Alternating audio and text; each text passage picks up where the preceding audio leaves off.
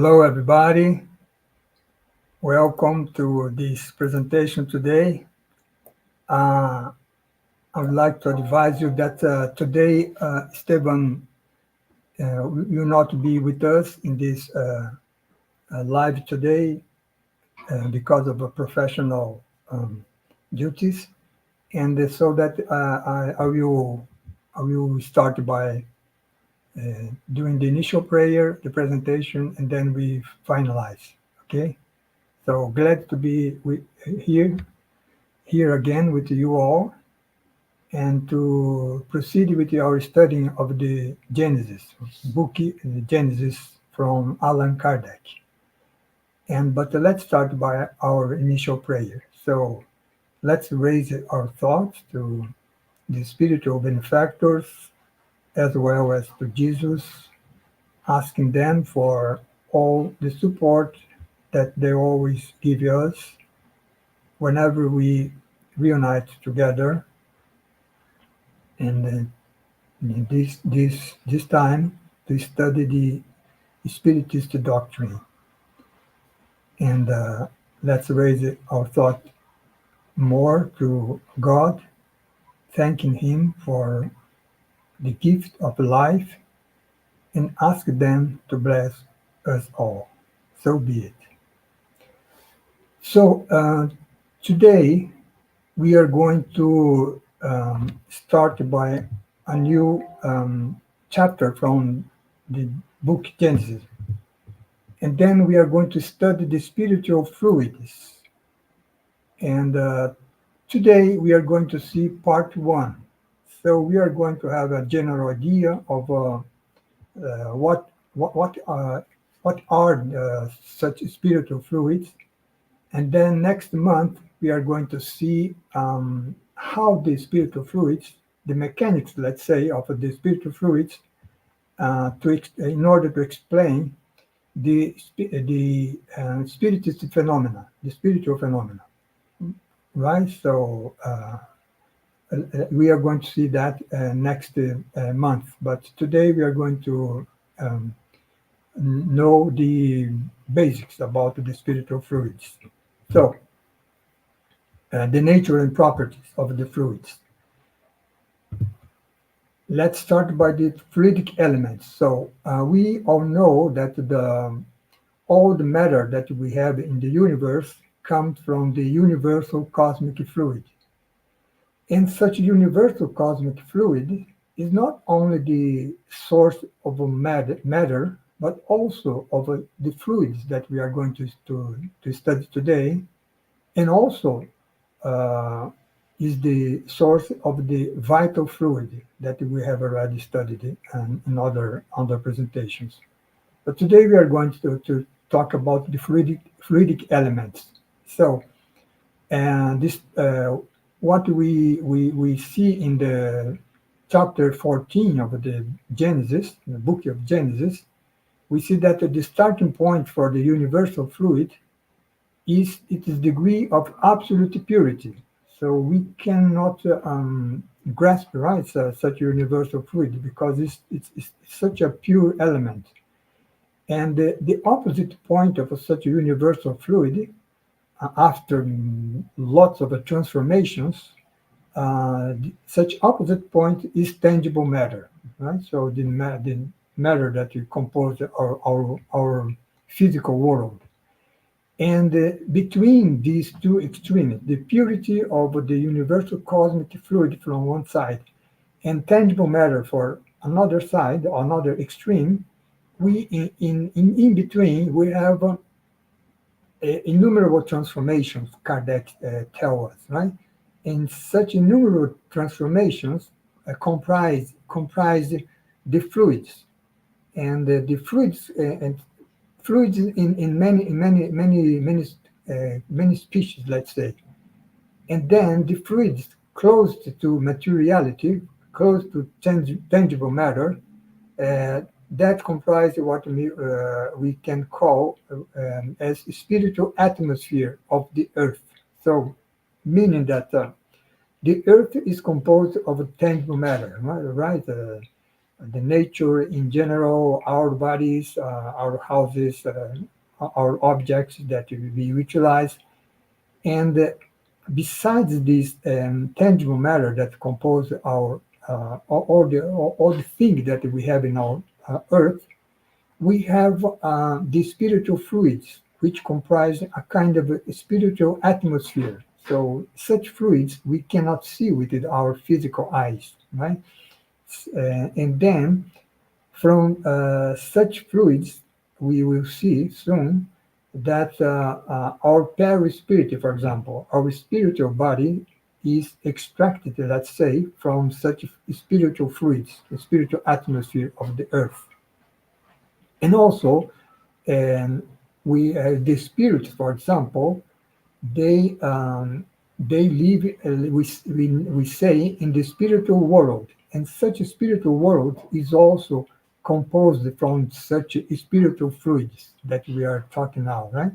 And also, of course, their perispirits are also composed of such spiritual fluids. So that's how we come from the universal cosmic fluid to the spiritual fluids, which is closer to the tangible matter, although it is not the same as tangible matter, because tangible matter we can see, we can touch, right? And the spiritual fluid, we cannot do it. We cannot do it. And then, so as I have already mentioned, such fluid, spiritual fluids comprise the matter of the spiritual world. So we say matter here, but it's not tangible matter, right? So it's this subtle matter from which comprises the spiritual world, where the spirits, the discarnate spirits live. Right? When after we pass away, we say, to the spiritual dimension or the spiritual world. And such a spiritual world is composed from such spiritual fluids. And these fluids have for spirits who are fluidic themselves, because the spirits have only their spiritual body or perispirit. They don't have the physical body, right? So and then as spirits, discarnate spirits have their spiritual bodies, and they live in such a spiritual world which is composed of spiritual fluids. Uh, Such spiritual fluids for them, not for us, are as material as tangible matter or tangible objects are material for us incarnates, right? So that is the comparison that we can make, meaning that, for example, we cannot see an object from the spiritual world, but the spirits can see because they are fluidic themselves. And they also, not only that, right, not only to perceive the spiritual objects, but they also can manipulate such fluids. So they can prepare and combine such fluids to produce certain effects. And here we have the spiritist phenomena that I mentioned, right? So, for example, a materialization of spirits, it's a transportation of objects, I mean, tangible objects. So, raps, for example, that are provoked by spirits, they can do that by manipulating the spiritual fluids. So, well, that's why Kardec says here, right, that they prepare and combine them to produce certain effects, just as we can do with our materials, right, our physical materials here on Earth. And the fluidic elements of the spiritual world are, well, I said that already, right? Are outside the scope of our analytic instruments from science, for example, and also are out of the scope of our senses. Right? We cannot see, we cannot touch, right? Such fluidic elements. But among such fluids, there are some that are intimately connected with corporeal life. Well, the best example is our spiritual body, right? That we have now as incarnate, right? We know that we are spirits, And we have this physical body that we have now as incarnate, but between our we as a spirit and our physical body, we have that link, right? That intermediary element, which is our perispiritual or our spiritual body. And we have already studied in other presentations, and we have in the book of mediums book, for example, we know that is such a spiritual body or perispirit um, command, right, the formation of our body when we are born, for example, right? So that's why some of them are intimately connected with corporeal life. Uh, so even though they cannot be perceived directly, their effect can be observed, just like the effects of the fluid of a magnet, right? You have a magnet, you put a piece of iron close of such magnet, and you see that the piece of iron is attracted by the magnet, and but we can't see, right, where is the force that approximates such a piece of iron from the magnet. So the effect of the spiritual fluids on tangible matter is something similar, right? We don't see how it happens, but we see the effects. For example, let's say, for example, let's talk about the disease, for example, right? If in my mind, as a spirit, I start to to to to, to become very irritated, for example, right? So such a state of mind has some effect on my upon my perispiritual or spiritual body. And then until this point, we I don't feel nothing, right? Anything. But then when such such a state of mind causes a kind of a disbalance in my spiritual body, and that finally affects my physical body, and then the disease comes, right? So that's why that's how we can observe the effect of my state of mind, in this case, very irritating, um, on my physical body sometime in the future, right? So that's the one example. And so that the study of such fluid elements is very important, because is the key to a multitude of phenomena that cannot be explained solely by the laws of matter. So such phenomena are not only the spiritist phenomena, right, but also the phenomena that occurs in our physical body, for example, in the example that I just gave you, right? So that's what we can see here. And so let's talk now about the perispirit then, which are formed, composed of the spiritual fluids of the planet, right, of the Earth. And then we learn here that the perispirit, or the fluidic body, or the spiritual body of the spirits, which are ourselves, even incarnate or discarnate, the perispirit is one of the most important products of the cosmic fluid, because perispirit is composed of the spiritual fluids, and we saw that the spiritual fluids have its source, have their source on the universal cosmic fluid. Actually, it's a condensation of that fluid, the cosmic fluid, around the focal point of intelligence or soul. Right? A soul or a spirit, we can understand it as the same, right? So we are a spirit, and around us as a spirit, we have a condensation of a fluid around us, which compose our perispirit. And from such perispirit that commands, as I have said, the formation of our body when we are born, right? And the perispiritual body and the corporeal body have their source in the semi-primitive element, which is the universal cosmic fluid. And both are matter, but matter in two different states, right? Matter from our physical world are tangible matter. We can see, we can touch, right?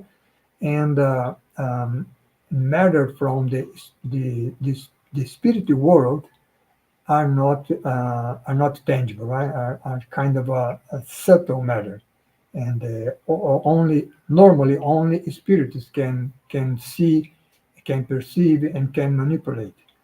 Uh, where in the case of incarnated person, only the medium, right, can have a sense of such spiritual fluids.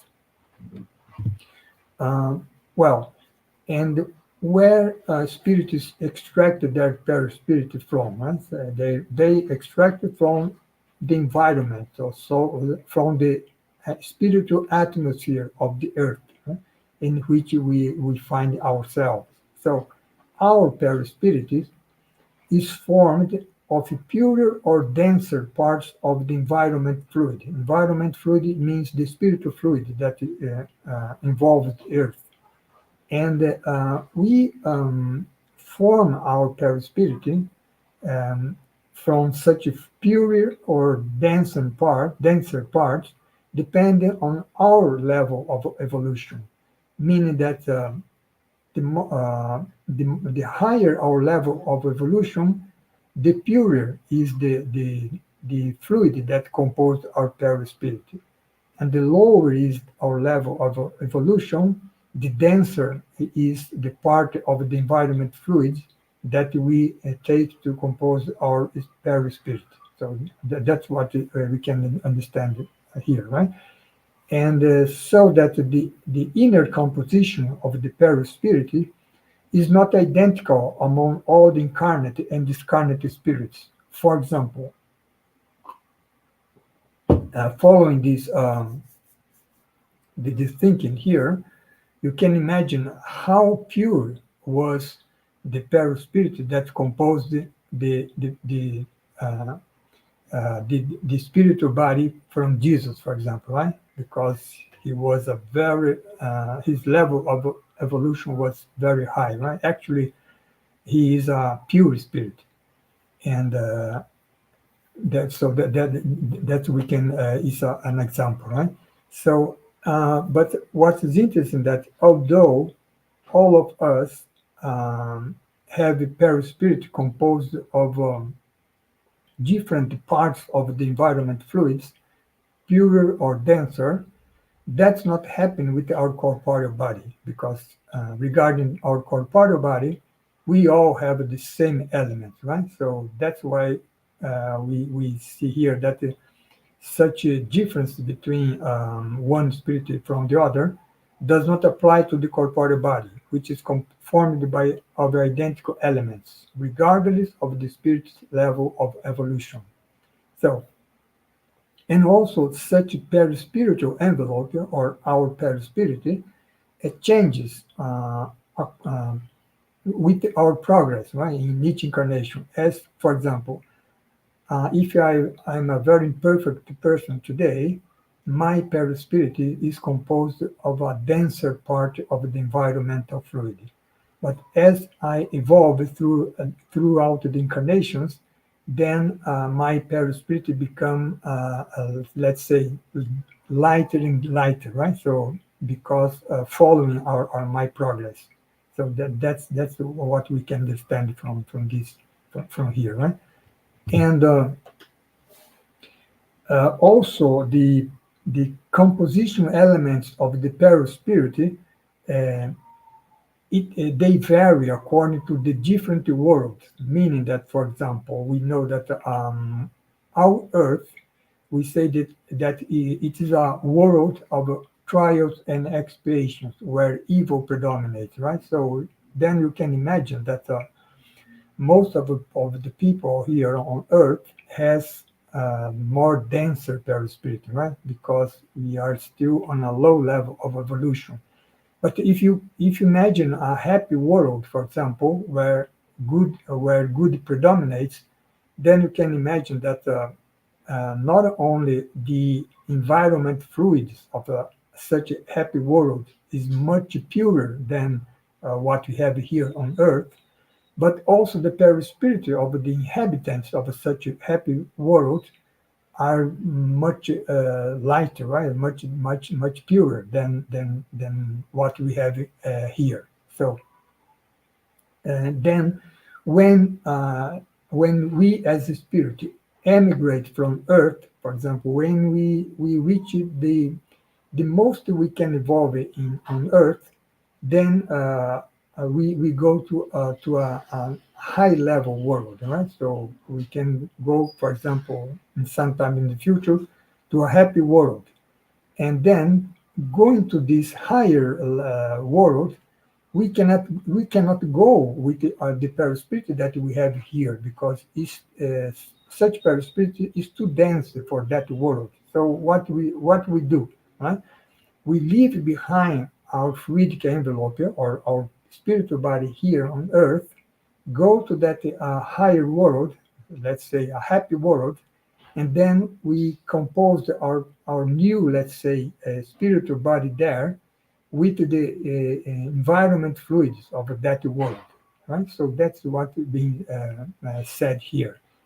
And another thing is that less evolved spirits cannot go from one world to another at will. Meaning, for example, that if we are on Earth, we cannot go uh, to a happy world, for example, right? Because we still are not evolved enough, right, to to be, let's say, allowed to go to such a world. But the opposite is not true, right? Because a highly evolved spirit, a spirit that lives in a happy world, can come to a less evolved world, can come to Earth, for example, right? It's that, uh, let's say, we say that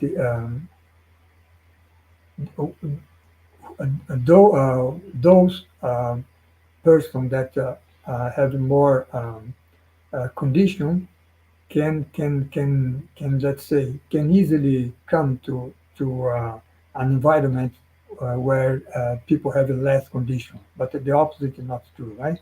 So that's what we can that is what we can understand here from this part.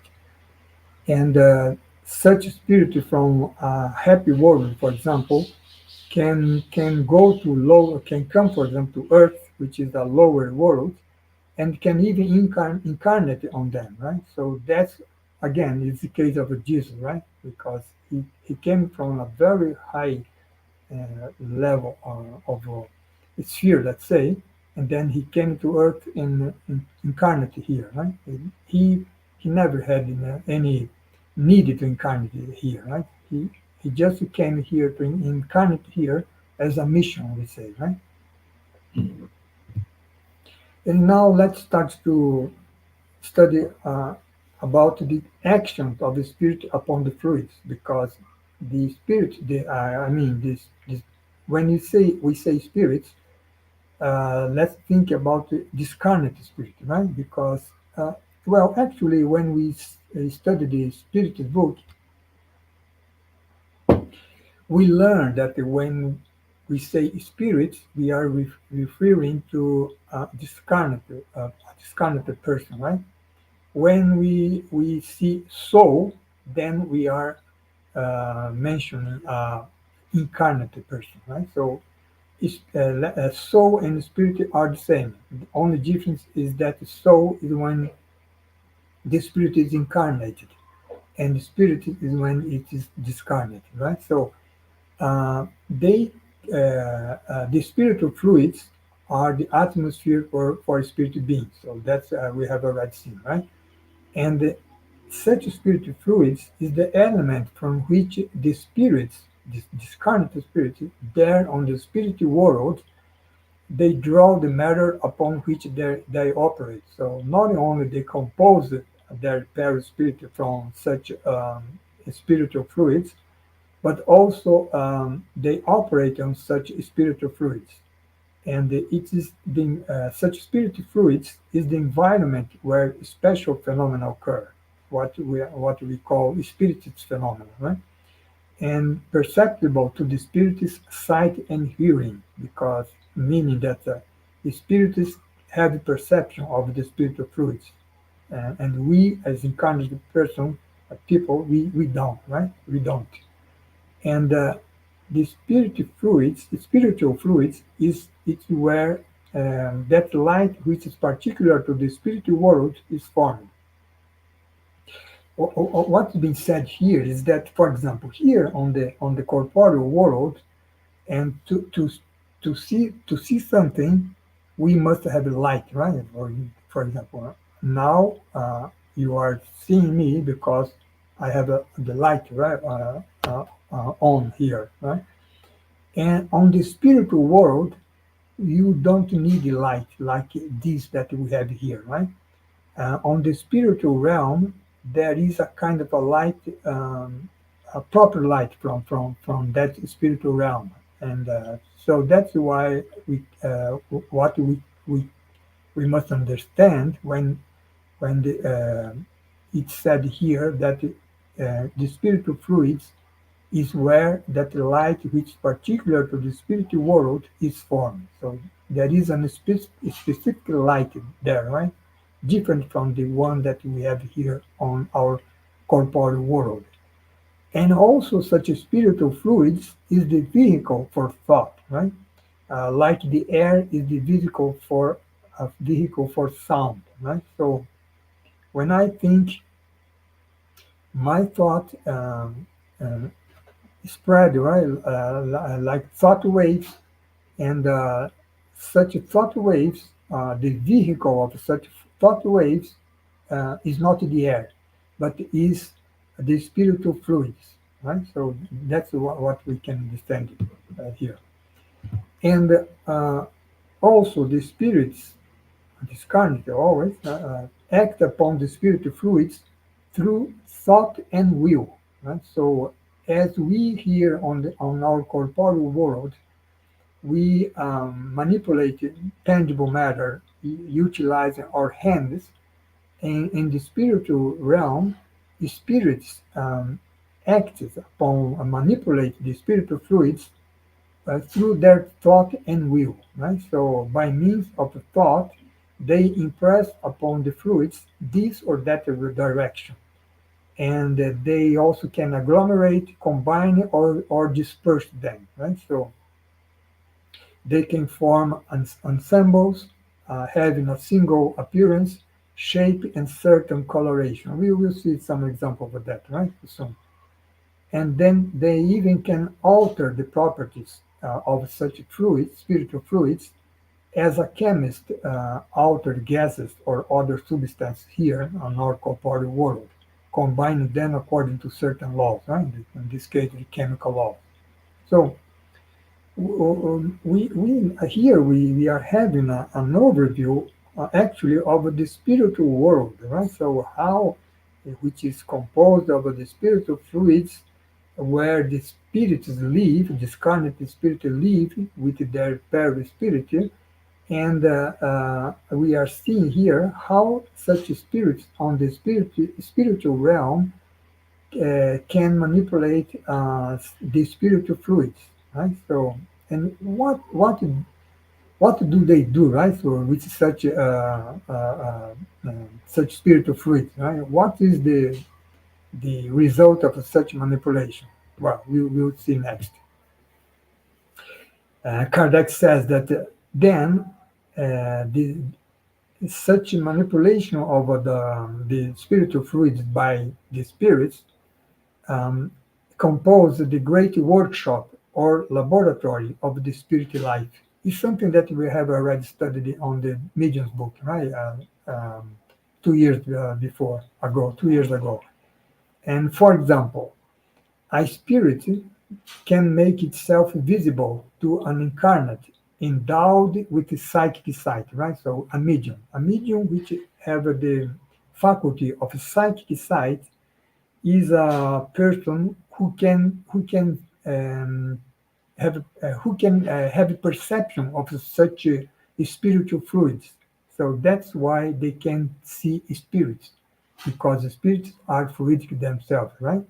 What we studied there on the medium book is that it's not with the physical eye that the medium see the spirit, right? The medium endowed with psychic sight, right?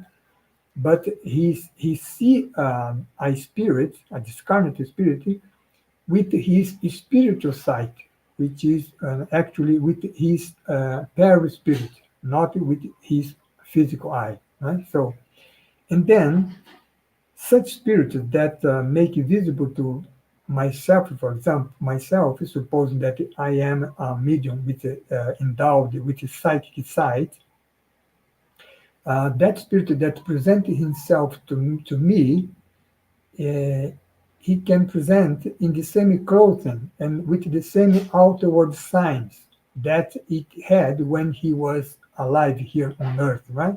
And suppose that I, as a medium, I have I know this person, right? When I knew this person when he was alive, so I knew that let's say he had such infirmity or scars or he had amputated limbs. So in order to identify him itself to me, it take the same form that he it had when he was here on earth, right? So that's the meaning of presenting itself in the same clothing and with the same outward sign, right? Because that way I can recognize, right, such a spirit. Say, oh, this is the spirit of John, for example, right? That I knew 2 years ago, and then he passed away 2 years ago. Right? But he is presented to me now exactly the way he was there, right? But important to say that he's not presenting with any tangible matter, right? So he's presenting himself. Actually, he's acting upon his own spiritual body, and then he, let's say, he changed the appearance of such a spiritual body. Because, for example, when a person has an amputated limbs, when he's here on incarnate, after he dies, he in the spiritual world there is no amputated limbs there, right? So there the perispirit is normal, right? So they have the if he didn't have any a leg, for example, when he was here, in the spiritual world, he has his leg, right? So, but then when he presents himself to me, then he presents without a leg. The spiritual body is without a leg, just for me to identify him, right, as a person that I knew when he was alive.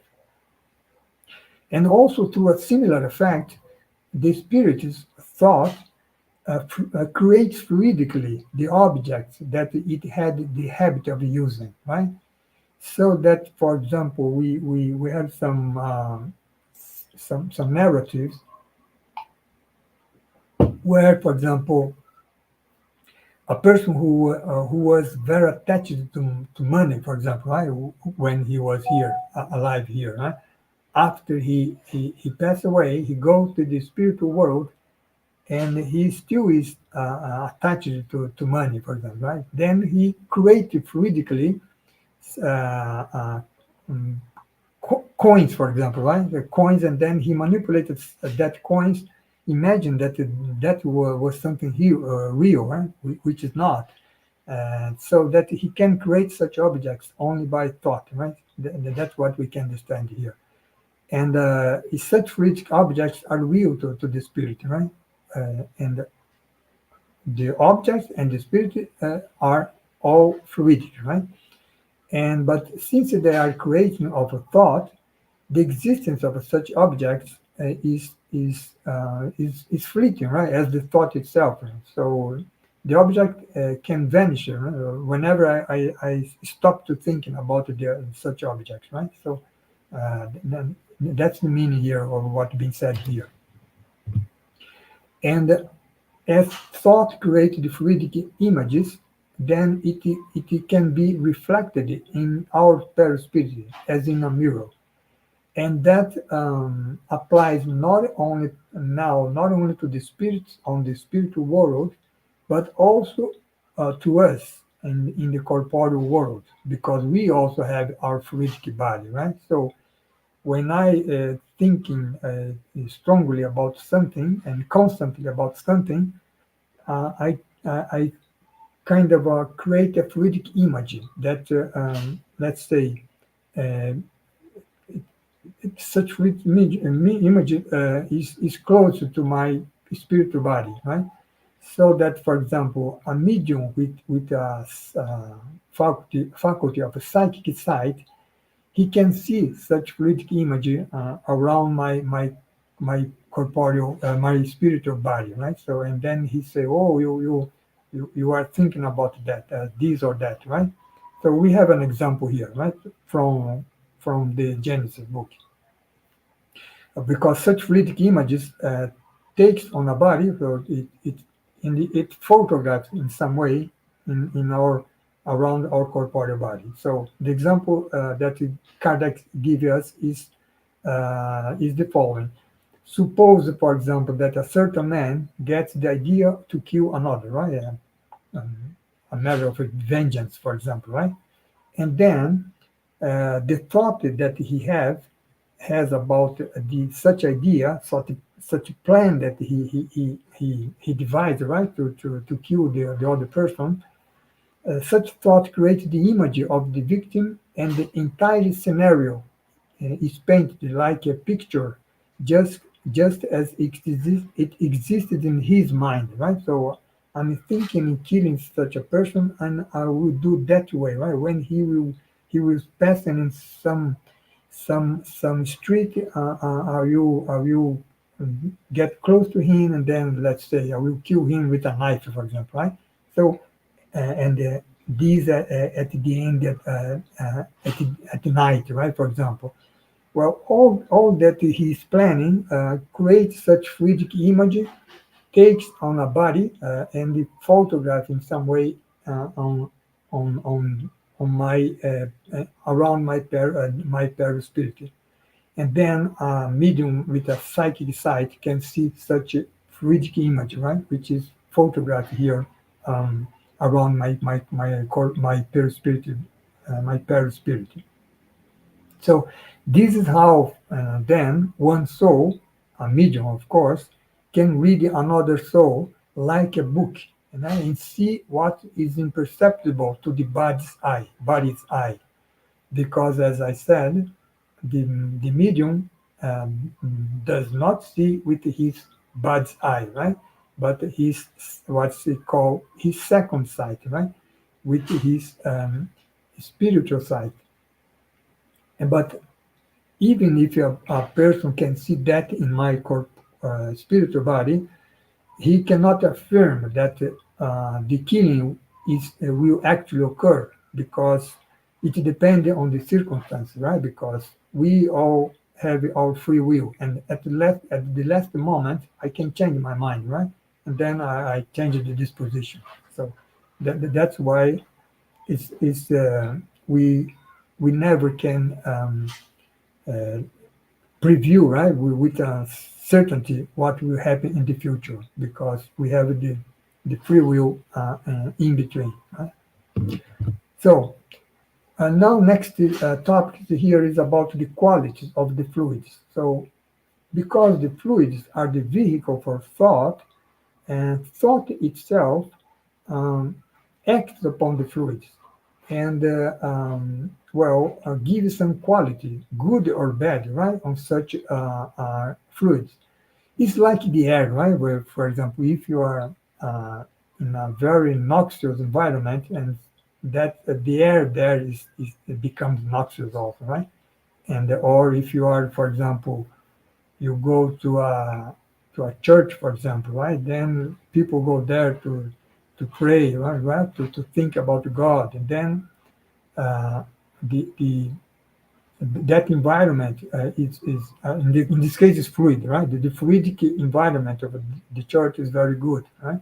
So because these fluids, in these fluids, there are waves of thought that crisscross one another without mixing, just as in the air there are sound waves of a radio, for example, or of a TV set, right? That doesn't mix with each other. Fluids are also impregnated with the good or evil qualities of the thought that set them in motion.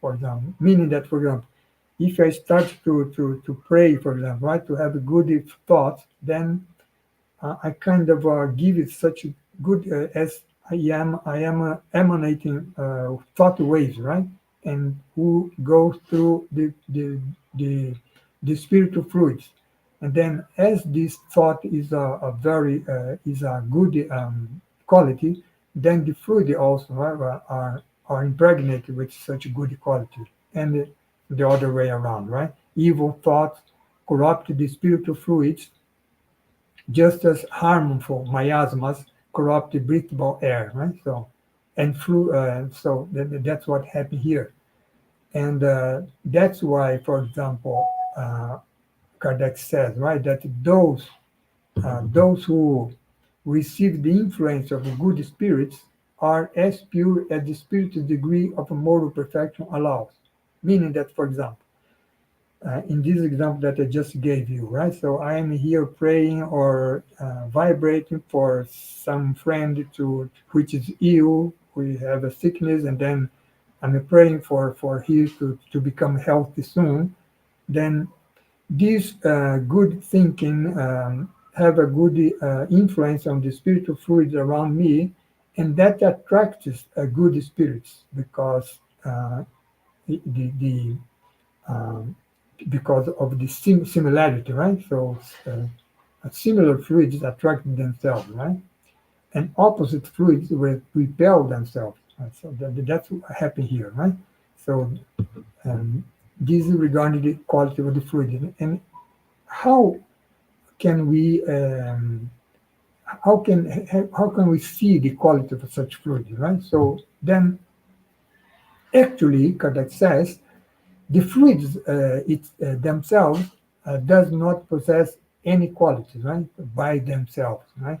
They are, as I have mentioned, they acquire such qualities within the environment where they are developed, right? If you go to a cemetery, for example, people are there very sad, right? So that's the environment, the fluids of a cemetery or a hospital, right, or a prison.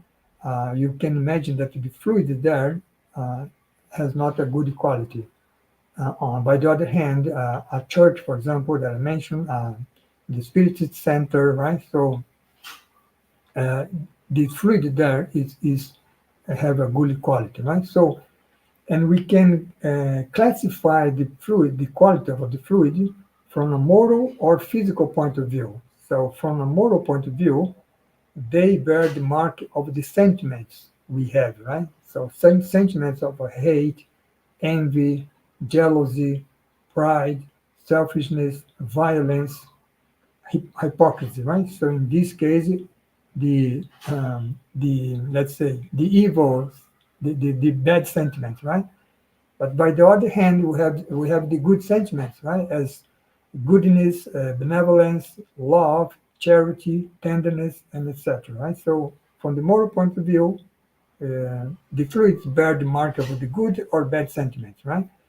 And from the physical point of view, uh, uh, spiritual fluids uh, are exciting, right? Calming, penetrating, acerbic, irritating, soothing, soporific, narcotic, in thinking about hypnosis, for example, right? It's the a person, let's say, uh, apply on the patient, let's say, kind of a soporific fluid, right? So that's that people tend to sleep, right? So that's the fluidic action.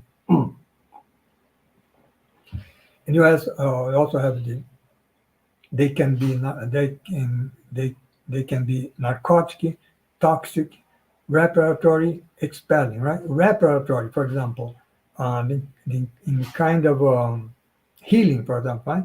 We the a medium, for example, who has the faculty of healing. How does he heal people, right? He heal people fluidically, right? And what kind of a physical effect is such fluids that the healing medium projects upon the sick person is a kind of a respiratory fluid, right? Because it will evaporate the person from his sickness, right? So that's many kind of qualities, right, that we can have on fluids. So you see that this is a very uh, complex, right, issue here regarding the fluids, and we are all talking about this and to have a better idea of how is the spiritual realm, right? How the spiritual realm is, right? With all the fluids, all the spirits that live there, right? All the action that such spirit have on the fluids, and by manipulate such fluids, they can finally have an action upon us incarnate, right? For example, when we think about obsession, right? So how can a evil spirit obsess me, right? First, he starts by involving me with a kind of um, let's say, um, irritating fluid, for example. Then I become to be irritated, and I don't know why, because I have no reason whatsoever to feel in that way. But it's the fact of the irritant fluid that is the this obsessed or obsessing spirit is projecting upon me, right? So that's how they can act upon us. Right? So that's why it's very important to us to know to know about these measures, right? Because then we can also know how to defend of such action. So, and as the ambient fluids, the environment fluids, our perispirit also bear the mark of our good or evil quality, right? So, meaning that if I'm always irritated, always angry, so that's create this evil quality of the not only of in this the environment fluids that are around me, but also affect my spiritual body, because my spiritual body is also composed of fluid, right? And since the perispirit is of a nature identical to the spiritual fluids, it assimilates them easily, like a sponge soaking up a liquid. So, meaning that if I go to a not very good environment, I don't. We will. I believe that all of you have already this experience, right? You go to a place which is not very good, and you don't feel well there. Right? Why is that? Because your perispirit is assimilating the evil fluids that having that are that environment has, right? So then you don't feel well, and the opposite happens when you go to a place where the the the fluid is of a good quality, right?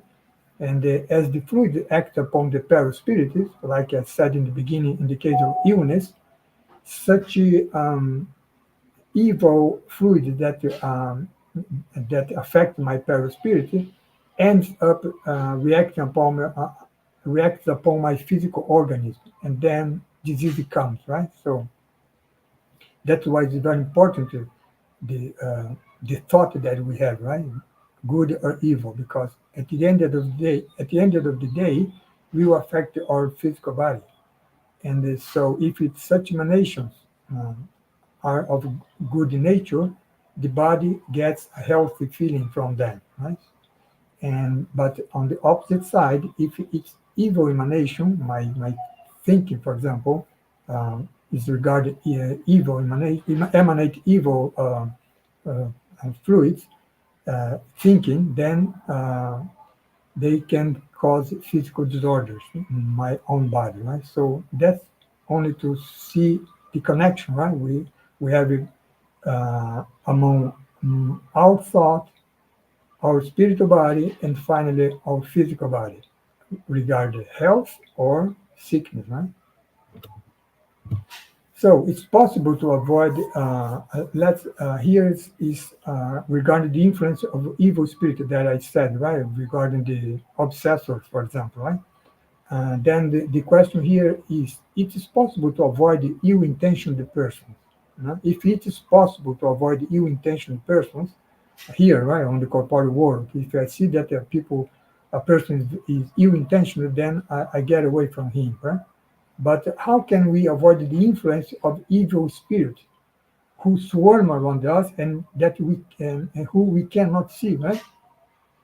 So the way to do so is quite simple, Kardec's answer, right? Because it depends on the will of the person themselves. So fluids are combined due to the similarity of the nature. So the similar fluids repel one another, meaning that if you are thinking only good thoughts, evil spirit cannot approximate from to me, right? By the other hand, if I thinking about evil, I'm having always evil thought, then I attract it, right? Similar fluids attract similar fluids. Then an evil spirit can easily approximate from me, and then he can influence me, right? So that's why, since we all have in our perispirit a permanent fluidic source, it's necessary to work on improving it, improving through our thought to improve our perispirit, right? What kind of